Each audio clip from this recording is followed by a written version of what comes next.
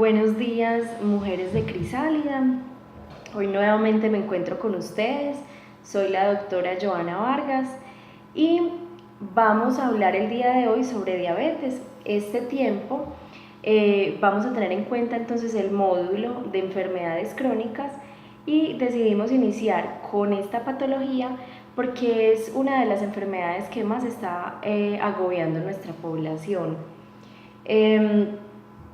Vamos a empezar a hablar desde cómo prevenirla, vamos a enfocarnos luego en la enfermedad, pero antes de todo esto es bueno que conozcamos de qué se trata esta patología para poder entonces crear conciencia y asimismo entender qué es y por qué nos debemos cuidar o por qué la debemos evitar. Entonces, empezamos diciendo que la diabetes es una enfermedad por el no control de la glucosa o el azúcar que se encuentra en toda nuestra zona vascular, en toda nuestra parte sanguínea. Entonces, lo normal que ocurre es que todo lo que nosotros comemos se vuelve glucosa, ¿sí?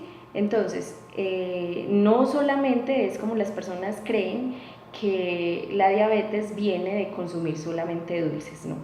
La diabetes ocurre una vez consumimos cantidad de alimentos con exceso de carbohidratos, calorías, como son las harinas, obviamente las comidas que son muy ricas en azúcar, ¿sí? Todo esto lo que ocurre es que una vez comemos, esa azúcar que va a nuestro torrente sanguíneo debe ser transportada por la insulina.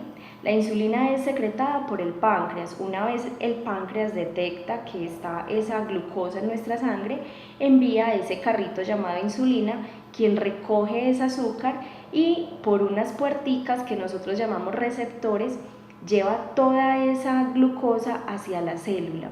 ¿Para qué? Para que pueda hacer todo su proceso, su metabolismo, toda su generación de energía y el proceso natural de la célula, que es lo que da vida y funciona a cada órgano, a cada tejido de nuestro cuerpo. ¿Qué ocurre? Hay dos tipos de diabetes. Cuando hay un bloqueo en esa entrada para ese carrito que se llama insulina, hay un bloqueo, generalmente es por dos causas. Una, por ácidos grasos, están bloqueando la entrada del carro de la insulina, por ende no puede entrar la glucosa a nuestro torrente sanguíneo y esa glucosa se queda en sangre, ¿sí? ¿Por qué ocurren estos bloqueos?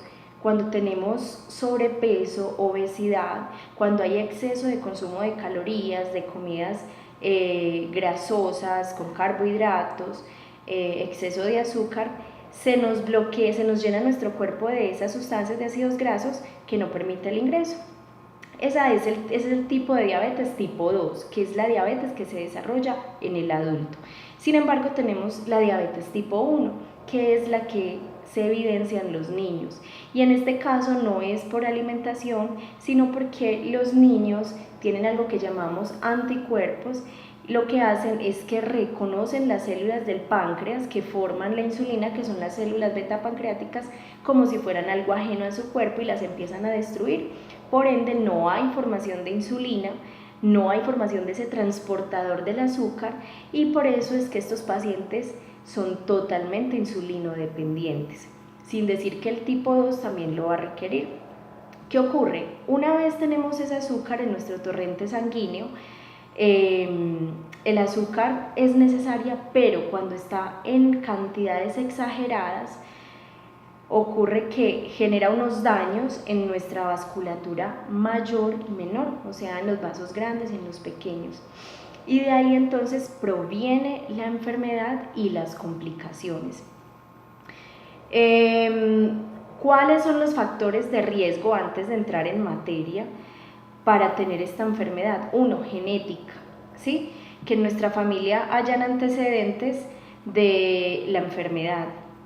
Segundo, que tengamos una alimentación inadecuada con exceso de calorías, carbohidratos, exceso de consumo de azúcar, o sea, gaseosas, harinas, arroz, bueno, todo lo que está dentro de esta parte de las harinas, los carbohidratos.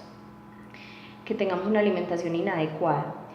Y la tercera entonces es que seamos pacientes o que sean pacientes que no hagan ejercicio, que sean sedentarios. Entonces tenemos la genética, la inadecuada nutrición, que sea excesiva en calorías y en grasas y azúcares, y que no tengamos una actividad física. ¿Por qué? Porque vamos a estar acumulando ácidos grasos, y eso va a hacer que generemos un bloqueo o una resistencia en esos receptores.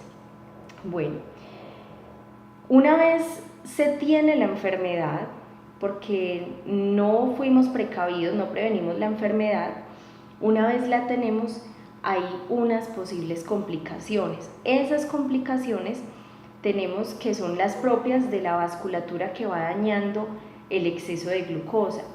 Entonces tenemos pacientes con enfermedades oftalmológicas, ¿sí? Lo que llamamos retinopatía diabética, y es que el paciente se va quedando ciego poco a poco, y hay un mito que muchos dicen es que la insulina me deja ciego, y realmente no es así.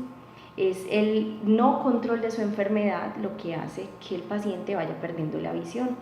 Tenemos los pacientes con daño renal, ¿sí? Que finalmente ese daño renal nos va a llevar a que al no haber control se nos daña la vasculatura del riñón, por ende el riñón no filtra normal, entran en una enfermedad renal crónica.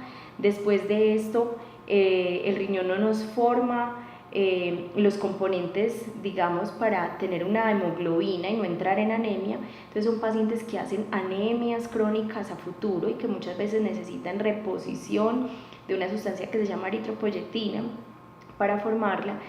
Son pacientes más propensos a accidentes cerebrovasculares, la gente lo conoce como derrame cerebral, a hacer isquemias cerebrales. Son entonces más propensos, y algo que también ocurre es que hay un daño también en la parte nerviosa periférica. Entonces los pacientes pierden sensibilidad, y de ahí a que vengan muchas complicaciones de que son pacientes que se pueden enterrar clavos y no se dan cuenta, de que tienen daños en las uñas y no se dan cuenta, y cuando nos enteramos ya tienen una infección. Como tienen alteración también en la cicatrización y tienen alteración en el proceso normal que hacemos nosotros frente a una infección que hace nuestro cuerpo, porque no migran de igual forma los agentes del sistema inmune por el daño vascular. Entonces son pacientes que se demoran más en sanar, en cerrar la herida y en tener un efecto frente al antibiótico. Son pacientes que terminan con lo que se llama un pie diabético, y en algunos casos terminan con amputaciones. Entonces, estas son solamente algunas de las complicaciones de la enfermedad. Generalmente son el 75% de muchos de los pacientes, y se acompañan de otras comorbilidades. Esto da un mal pronóstico, un poco pronóstico de vida. La mayoría de estos pacientes vemos que estas complicaciones llegan a su vida porque no tienen una adherencia adecuada al tratamiento. ¿Por qué? Porque no se adhieren a los medicamentos, ya sean orales o tipo insulina, ¿sí? Porque muchos creen en mitos, porque muchos creen que dicen lo que a uno le da tristeza escuchar, y es de algo me voy a morir, pero resulta que estas enfermedades son crónicas y nunca te van a matar de un día para otro. Esto es un proceso muy doloroso, pero que si usted es una persona juiciosa con su dieta, usted sabe que no debe consumir ninguna clase de azúcar, solamente endulzantes tipo stevia o esplenda o de ese tipo, que debe hacer una actividad cardiovascular mínimamente 3 veces a la semana, 30 minutos de cardio como mínimo, que debe ser una persona que debe asistir a sus controles del azúcar para detectar a tiempo complicaciones o otras enfermedades asociadas a su enfermedad, que generalmente el paciente crónico tiene más de una enfermedad crónica, se asocian a que también tienen hipertensión y entre otras. ¿Qué otros cuidados hay que tener? Los pacientes diabéticos no deben fumar, el cigarrillo de por sí genera un daño vascular, sumado al daño del azúcar es un doble daño. Deben estar muy pendientes entonces de sus pies, de sus uñas, que es donde muchas veces es el foco inicial para un pie diabético y una futura amputación. ¿Cómo sabemos si yo no sé que tengo la enfermedad y la puedo estar teniendo? Entonces los signos de alarma generalmente son 3.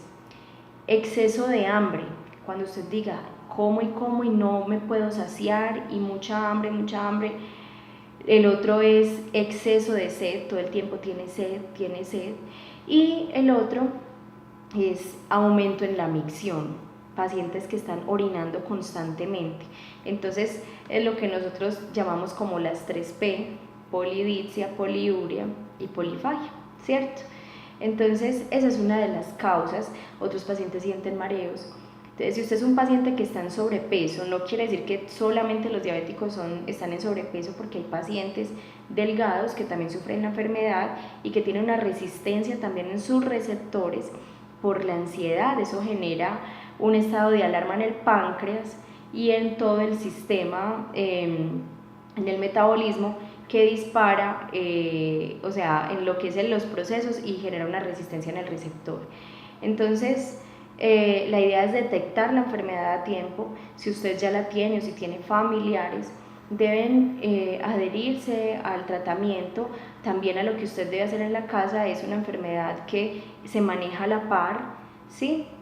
Se debe manejar a la par, tanto por el médico, pero es casi que un 70-80% del manejo de la enfermedad, y el éxito de controlarla es por parte del paciente.